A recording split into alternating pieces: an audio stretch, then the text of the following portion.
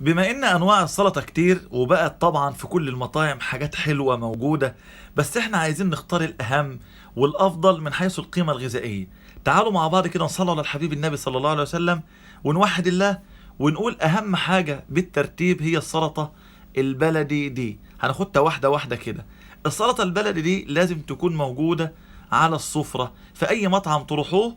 تختاروا رقم واحد السلطة البلدي دي، وتحرصوا على انها تكون معمولة بطريقتنا الجميلة دي. بنحط ايه بقى؟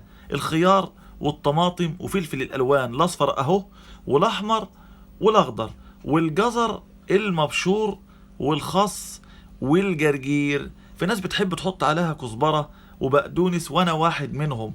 احب احط الخضرة مع السلطة دي، بتكون مهمة جدا، ومن افضل المقبلات.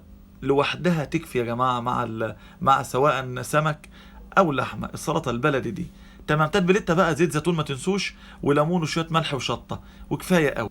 وطبعا البصل الناعم لما بتحطوه عليها بيكون ايه؟ اختياري، يعني لازم تحطوا بصل برضه، بس ده حسب الرغبه.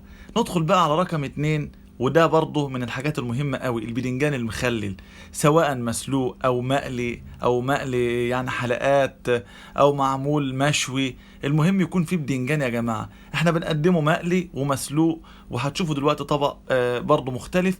هنا بنحط التتبيلة الحلوة. انا عملت له فيديو على فكرة وموجود على القناة، الناس اللي ما شافتنيش قبل كده على القناة يلا ندخل نشترك في القناة كده ونتابع الفيديوهات الحلوة ديت عشان نستفيد كلنا. ويا ريت كده تعمونا بلايك.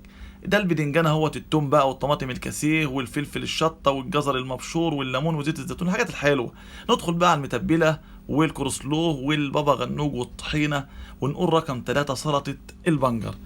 وحبايبنا اللي عايزين يسالوا البنجر بيتعمل ازاي، الفيديو برضو موجود على القناه، ندخل نشوفه. كل حاجه حلوه هتنزل ان شاء الله، والطرق ديت الطحينه والبابا غنوج والحاجات دي كلها ان شاء الله هنقدمها في الايام القادمه ان شاء الله. انتظرونا يا جماعه. الى ان القاكم اشوفكم على خير، والسلام عليكم ورحمه الله وبركاته.